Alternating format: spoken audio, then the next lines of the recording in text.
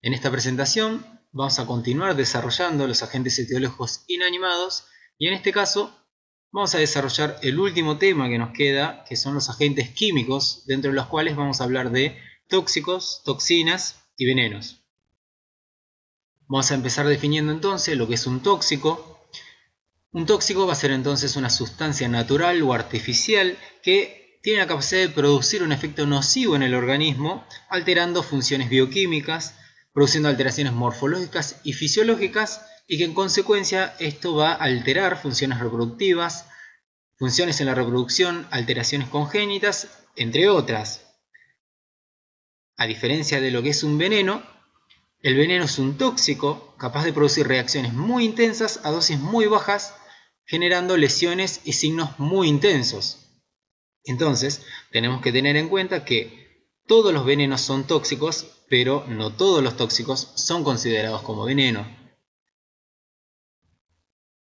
Paracelso fue un alquimista médico, astrólogo también, suizo del siglo XVI, quien sostenía que no existe sustancias tóxicas, sino que existen dosis tóxicas. ¿Qué quiere decir esto?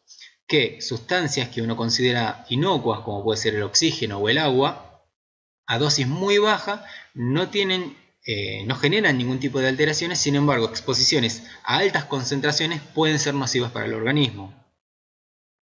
Pasemos a ver las toxinas. Estos también son tóxicos, pero que son productos de procesos biológicos de seres vivos, como son las bacteriotoxinas producidas por las bacterias, micotoxinas producidas por hongos y zootoxinas producidas por animales. Pasemos a ver algunos ejemplos, como por ejemplo la Apis mellifera, la abeja melera. Genera un conjunto de compuestos asociados a la glándula que se encuentra ubicada en la base del aguijón. Esta mezcla es una mezcla compleja de péptidos, aminas y enzimas que tiene una acción similar a la histamina, es decir, generan degranulación de mastocitos. Es hemolizante, también puede llegar a ser neurotóxico, con lo cual inducen a la inflamación y el edema, y en el peor de los casos pueden generar un shock anafiláctico. Por otro lado, Loxosceles laeta es una araña que tiene una distribución en toda América del Sur. Es una araña que se encuentra generalmente, habita zonas húmedas, principalmente dentro de las casas, se encuentra detrás de los muebles o de los cuadros, con lo cual hay que tener sumo cuidado cuando uno mueve los muebles. A diferencia del resto de las arañas, se caracteriza por la presencia de 6 ojos organizados de a pares y por esta mancha a nivel del lomo dorsal que tiene una forma de violín. La toxina de esta araña es proteolítica, es decir, disuelve los tejidos, por lo tanto genera necrosis del tejido de la zona inoculada. Puede generar también hemólisis y en consecuencia va a generar insuficiencia renal y puede ser mortal dependiendo de la relación del inóculo y de la masa corporal del organismo. Citrus trivitatus es un alacrán o escorpión, también con una distribución en toda América del Sur. Habita zonas húmedas, principalmente en los troncos y las ramas. Se caracteriza por su aspecto grácil, de coloración clara. Las pinzas también se caracterizan por tener ese aspecto grácil y largo. Y también la podemos reconocer por, a nivel del aguijón, tiene una doble apófisis que le da un aspecto de doble aguijón. La toxina de este alacrán es un neurotóxico muy potente que puede generar paro cardiorrespiratorio si no es tratado inmediatamente, y se considera que la toxina es 10 veces más potente que la toxina del cascabel. Botras alternatus, también conocido como yarará, es una especie también distribuida en toda América del Sur. Se caracteriza por estas manchas a lo largo de todo el cuerpo a modo de el mango de un teléfono antiguo, y por la presencia de una pequeña foseta que se encuentra entre la órbita y el hocico, denominado foseta loreal. En general estas serpientes no son agresivas, pero si se sienten amenazadas sí pueden tornarse un poco más agresivas. La toxina de esta serpiente es una mezcla de procoagulantes y anticoagulantes y en consecuencia genera intensas hemorragias. Puede producir fallo renal y la necrosis del tejido local, y si no es tratado obviamente nos puede conducir a la muerte, aunque en general no suele ser fatal. La Chesis stenophrys es otra especie que se encuentra distribuida en América Central y América del Sur, también conocido como matabuey o cascabel muda. La toxina es similar al del yarará y genera intensas hemorragias, necrosis local del tejido y también nos puede conducir a la muerte si no es tratado. Finalmente tenemos a Rhinelas marinus, antiguamente conocido como bufo marinus. En general, todas estas especies que se encuentran dentro del género Rhinella presentan unas glándulas parótidas que se encuentran por detrás de la cabeza, que generan unas toxinas conocidas como bufotoxinas. Esta especie en particular es característico porque tiene un gran tamaño y tanto renacuajos como adultos son venenosos. Las bufotoxinas en general son psicoactivos, por lo tanto generan alucinaciones.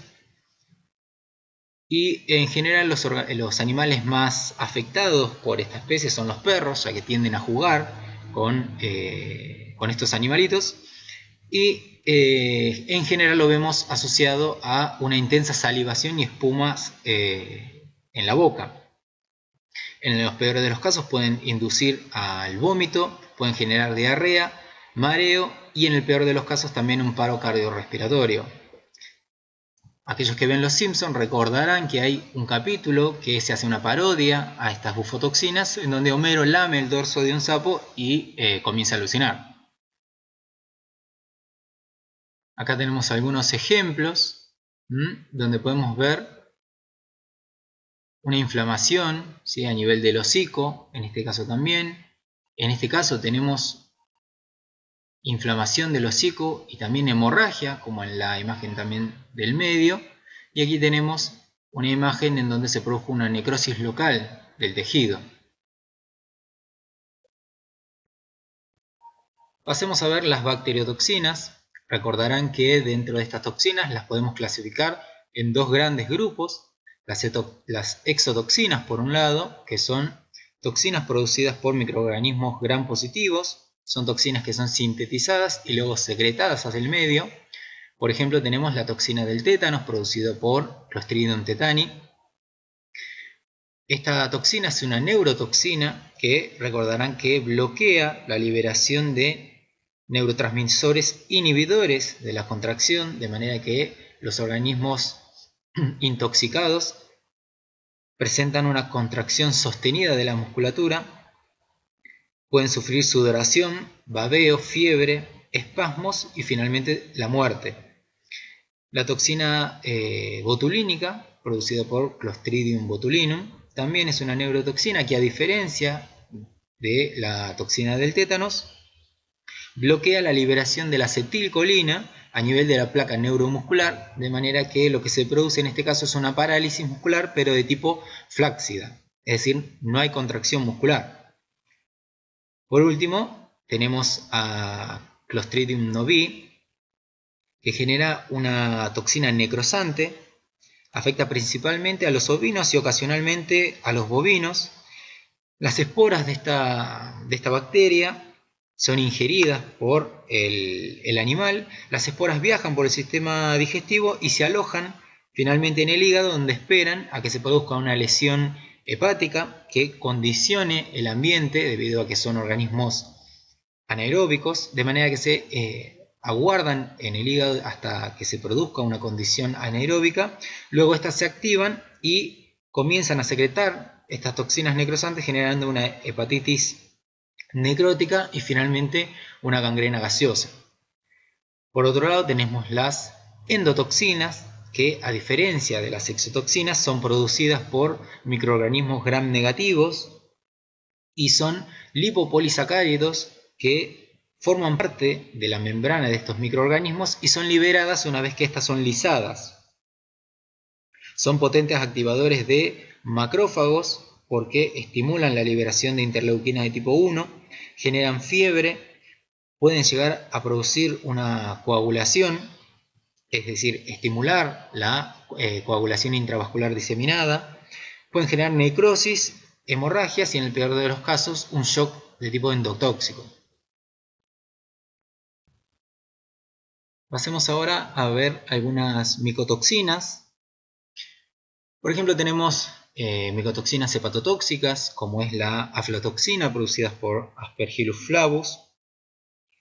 Este hongo se encuentra en los granos enmohecidos y genera un daño hepático que depende de la susceptibilidad de la especie, el tiempo de exposición y de la dosis. Por ejemplo, suele ser mortal para los patitos y en los grandes animales puede generar desde un fallo hepático a hemorragias, como también cirrosis y producción de tumores. La esporodesmina, por otro lado, de Phytomyces, es un hepatotóxico que se genera fallo renal. Lo que sucede con este hongo es un poco peculiar, ya que normalmente los organismos que los animales que se alimentan de la pastura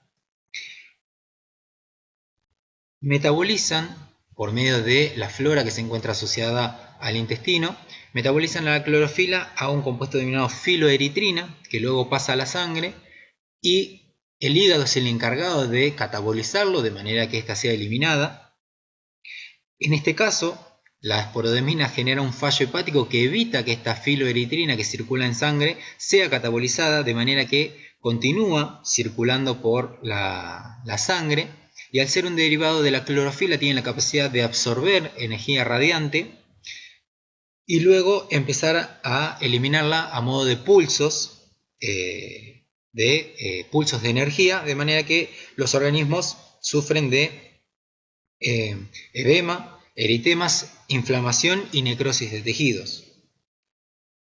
Por otro lado, tenemos hongos productoras de ergotismo, como es la ergotamina, producida por Clavices purpurea, también conocida como cornezuelo del centeno, que se encuentra parasitando los cereales.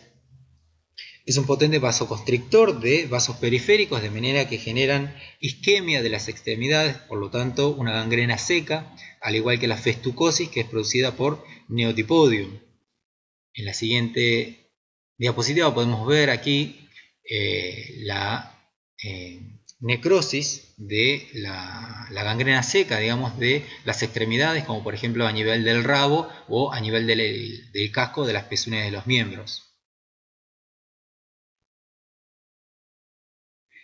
Pasemos a ver algunos ejemplos de toxinas producidas por plantas.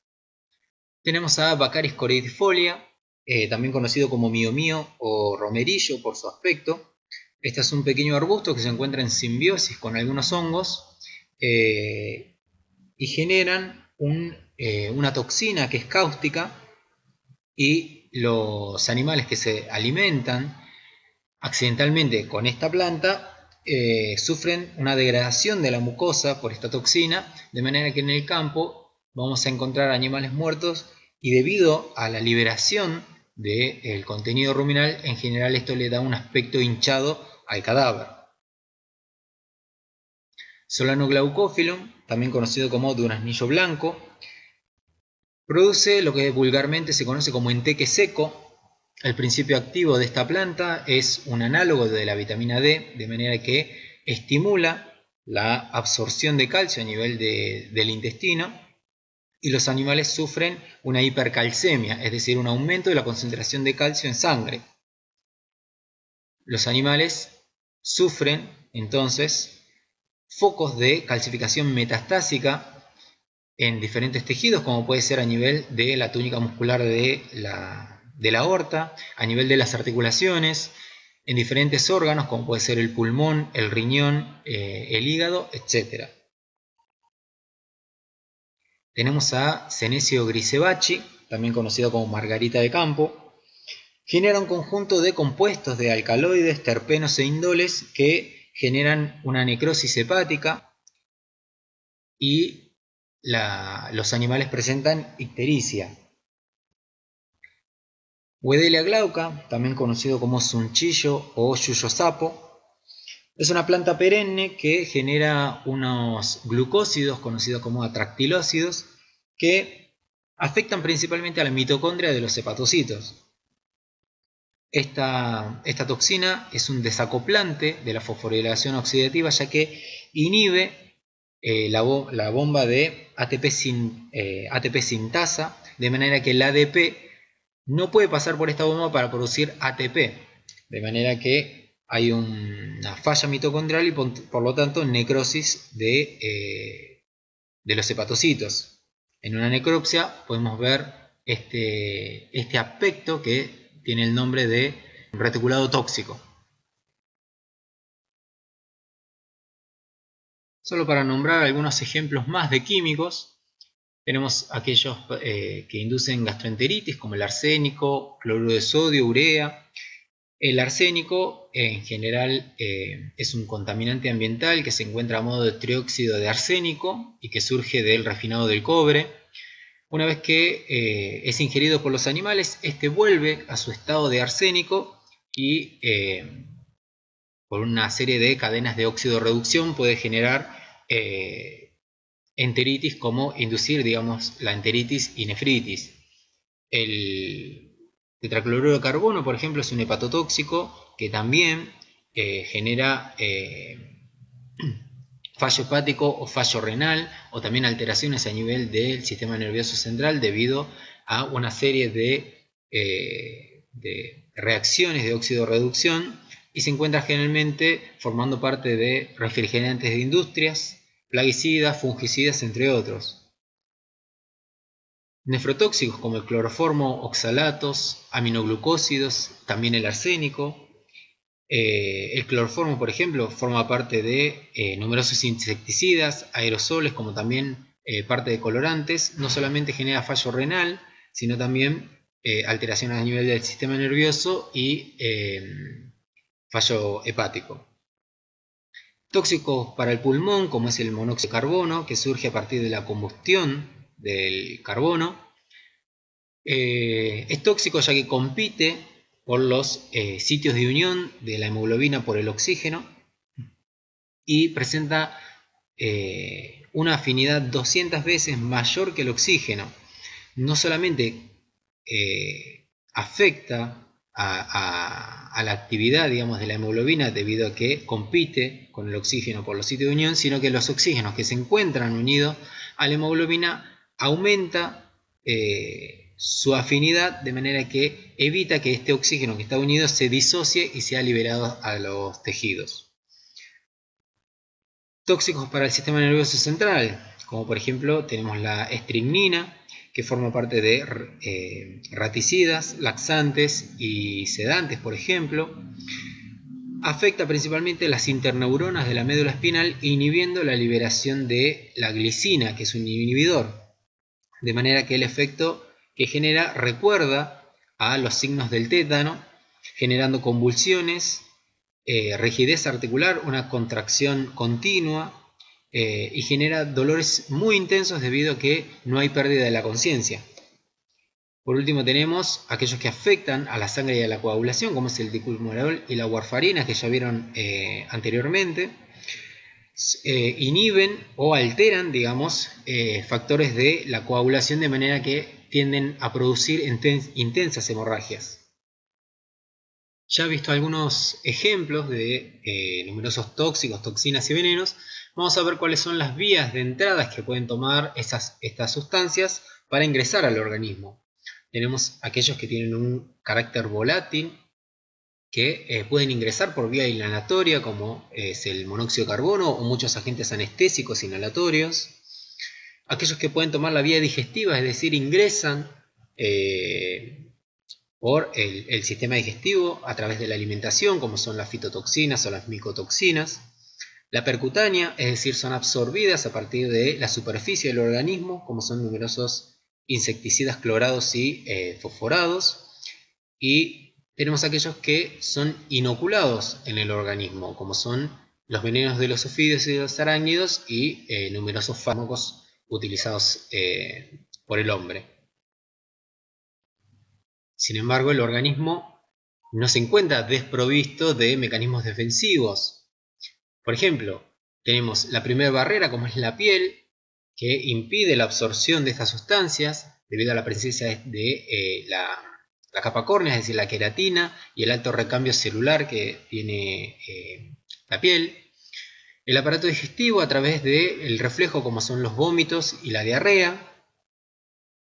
El hígado, el cual es un órgano que cumple una importante función en cuanto a la detoxificación y biotransformación de los compuestos a través de una serie de reacciones de oxidación, reducción y de conjugación para inactivar estas sustancias, y que junto con el riñón son los encargados de eliminar estas sustancias.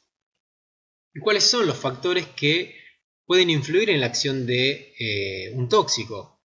Tenemos, por ejemplo, la dosis, el cual va a depender de la concentración, si es una dosis única o si son dosis repetidas, es decir, hay una exposición repetida a esta sustancia. Si hay una exposición previa, es decir, una sensibilización anterior, un contacto anterior del organismo con esta sustancia. La naturaleza del tóxico, que va a depender de su estructura y o composición química. La vida media, lo cual en conjunto va a determinar la toxicocinética de la sustancia. La susceptibilidad, que puede ser una susceptibilidad individual, puede ser por especies en particular, o de raza, o incluso el sexo.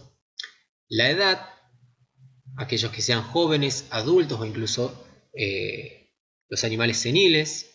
El estado nutricional o sanitario, como por ejemplo aquellos animales que sufren de algún tipo de parasitosis, alguna inmunosupresión u otro tipo de enfermedades que predispongan a la susceptibilidad a estas sustancias. ¿Y en qué consiste una intoxicación? Lo vamos a definir como una manifestación del organismo de los efectos nocivos de la acción de un tóxico. Y aquí tenemos que tener en cuenta que todas las sustancias que se utilizan a diario en la práctica veterinaria tienen la capacidad de producir intoxicaciones.